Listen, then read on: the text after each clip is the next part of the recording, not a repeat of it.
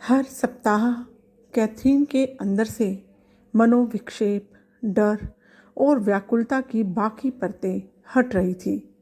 प्रत्येक सप्ताह में वह ज़्यादा शांत, कोमल और धैर्यवान दिख रही थी। वह काफ़ी आत्मविश्वास से भरी थी और लोग उसकी ओर आकर्षित हो रहे थे।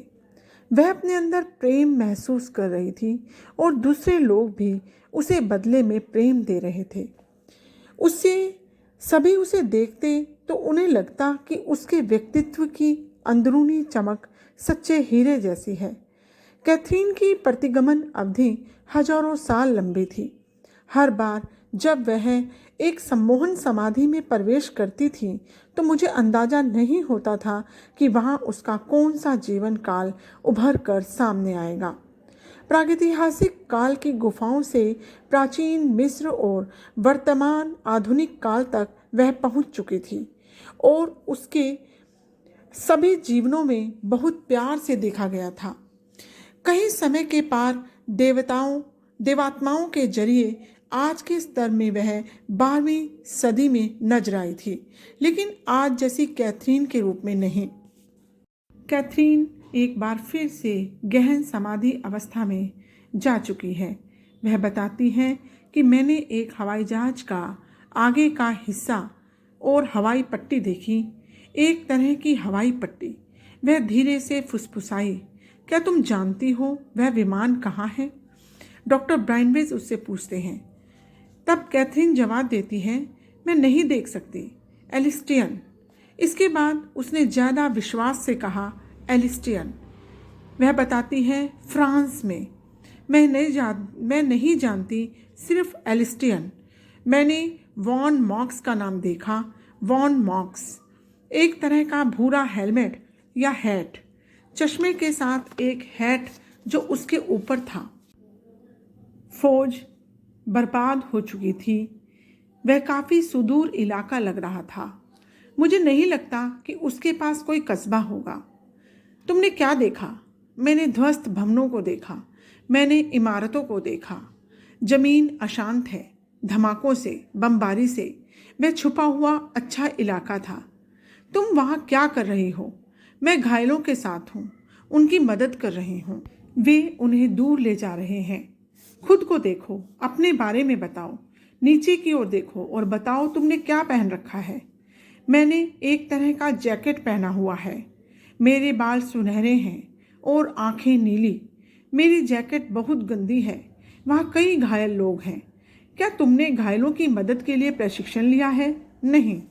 क्या तुम वहाँ रहती हो या तुम किसी और जगह से वहाँ लाई गई हो? तुम कहाँ से रहती हो? मैं नहीं जानती। तुम्हारी उम्र क्या है? 35 वर्ष। लेकिन कैथरीन खुद 29 साल की थी और उसकी आंखें हल्की भूरी थी, न कि नीली। मैंने प्रश्न जारी रखे, क्या तुम्हारा कोई नाम है? क्या वह जैकेट पर लिखा है? जैकेट के ऊपर पंख बने हैं। मैं पायलट हूँ, एक तरह का विमान चालक। तुम हवाई जहाज उड़ाते हो? हाँ, मैं ऐसा करता हूँ। तुम्हें कौन ऐसा करने देता है? मैं नौकरी में हूँ, यही मेरा काम है। क्या तुमने बम भी गिराए हैं? हमारे विमान पर गोले दागने वाली गन है। वहाँ एक दिशा सूचक यंत्र भी है। तुम किस तरह का विमान उड़ाते हो? एक तरह का हेलीकॉप्टर विमान। इसके 4 इंजन हैं, उसके फिक्स्ड विंग है। मैं काफ़ी खुश था क्योंकि कैथरीन विमानों के बारे में कुछ नहीं जानती थी। मैं अचंभित था, वह फिक्स्ड विंग के बारे में क्या सोचेगी, क्योंकि उसे मक्खन बनाना या मृत शरीर पर संलेपन करना ही पता था। सम्मोहन समाधि में उसके पास अथाह ज्ञान भरा हुआ था। इस ज्ञान का केवल एक हिस्सा, हालांकि उसके लिए चैतन्य दिमाग में हर दिन उपलब्ध था। मैंने फिर दबाव बनाया, तुम्हारा परिवार कहाँ है? तब वह जवाब देती हैं कि वे मेरे साथ नहीं हैं। डॉक्टर ब्राइनवेज पूछते हैं, क्या वे सुरक्षित हैं? मैं नहीं जानता। मैं डरा हुआ हूँ, भयभीत हूँ कि वे लौट आएंगे। मेरे दोस्त मर रहे हैं। तुम किसके वापस आने से डरी हुई हो? दुश्मन के। वह कौन है?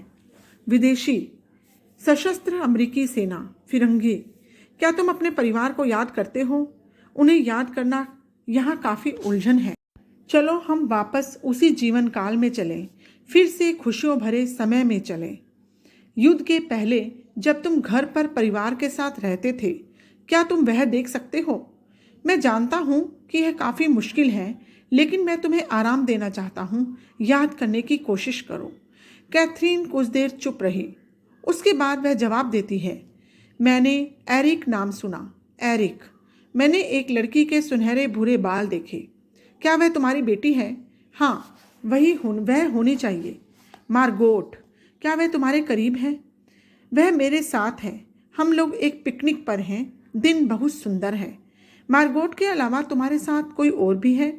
मैं एक सुनहरे बालों वाली महिला को देख रही हूँ जो घास पर बैठी है। क्या वह तुम्हारी पत्नी है? हाँ, पर मैं उसे नहीं जानता, कैथरीन ने बताया। यह जवाब उसके वर्तमान जीवन से जुड़े किसी व्यक्ति की पहचान के लिए था। क्या तुम मार्गोट को जानती हो? उसे करीब से देखो। क्या तुम उसे जानती हो? हाँ, लेकिन मैं उसे कैसे जानती हूँ इसे लेकर मैं निश्चिंत नहीं हूँ।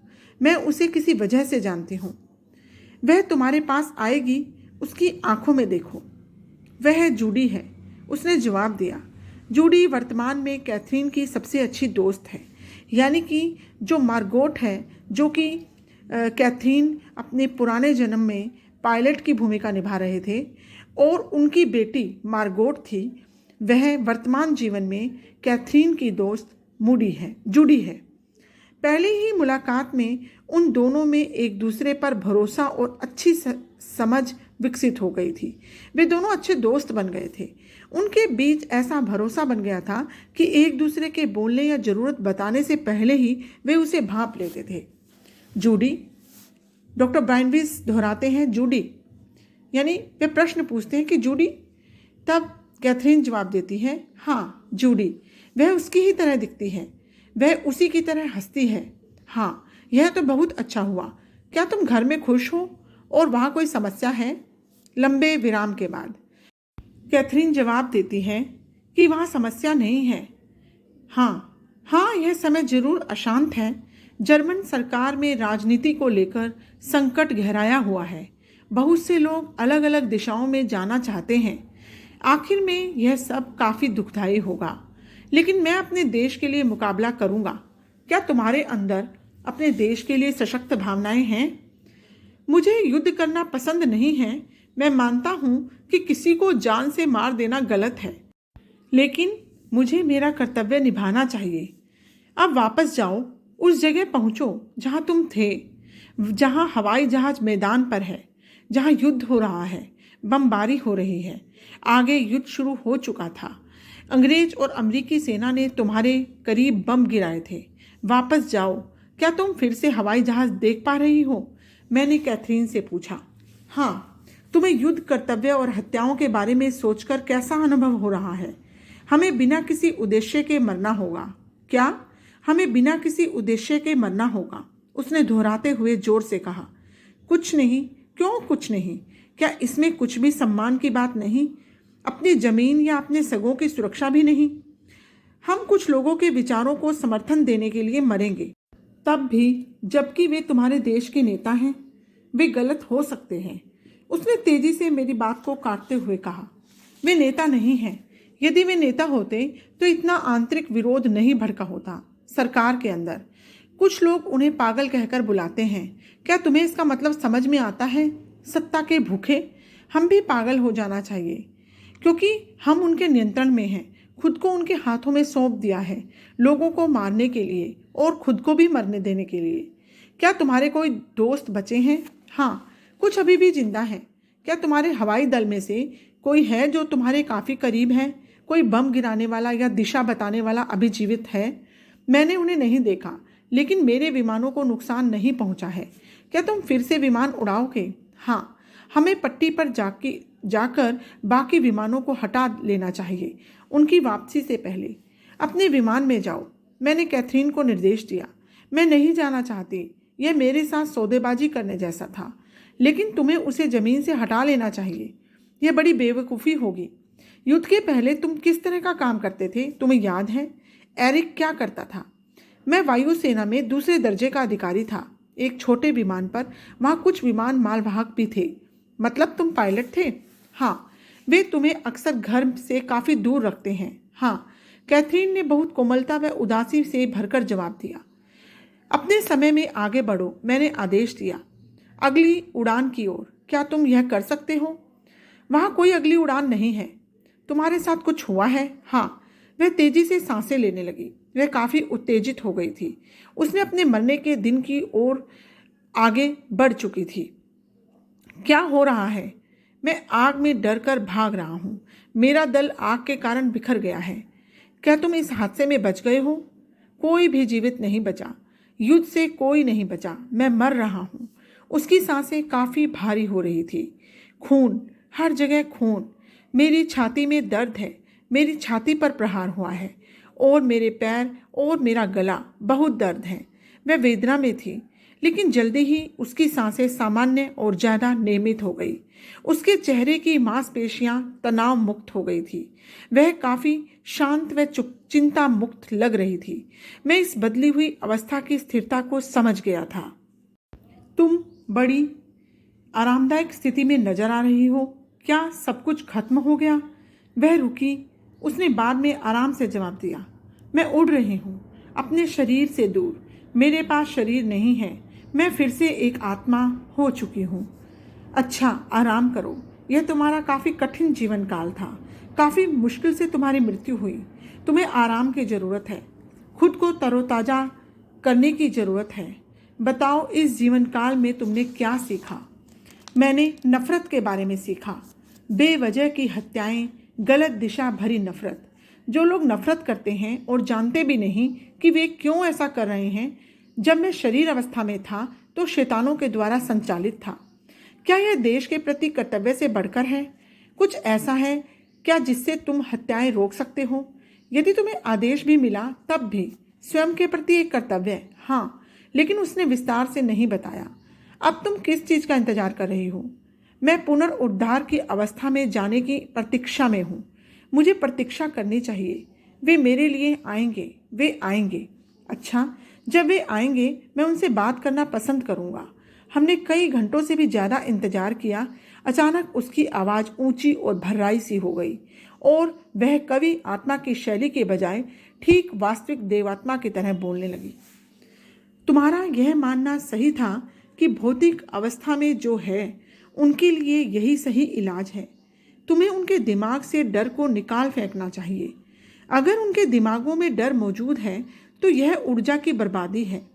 यह उन्हें संतुष्टि प्राप्त करने से रोकता है जिसे वे प्राप्त करने भेजे गए थे। अपने आसपास के संकेतों को प्राप्त करो। उन्हें सबसे पहले गहरे स्तर पर ले जाओ जहां वे अपने शरीर को महसूस नहीं कर सके।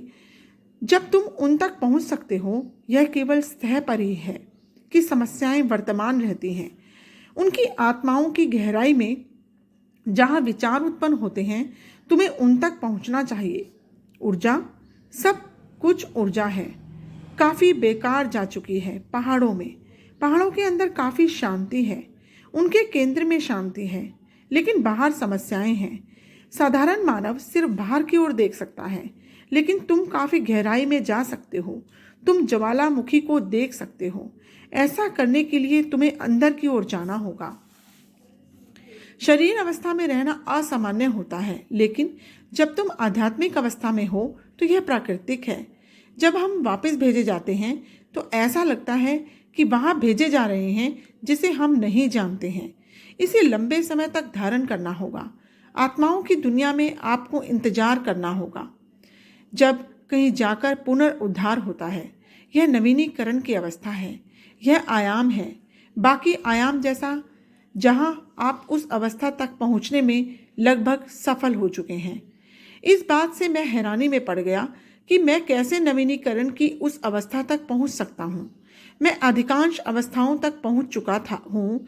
मैंने सहजता से पूछा। हाँ, तुम बाकी लोगों से ज़्यादा जानते हो। तुम ज़्यादा समझ गए हो। उनके साथ तुम धैर्य रखो। उनके पास वह ज्ञान नहीं जो तुम्हारे पास है।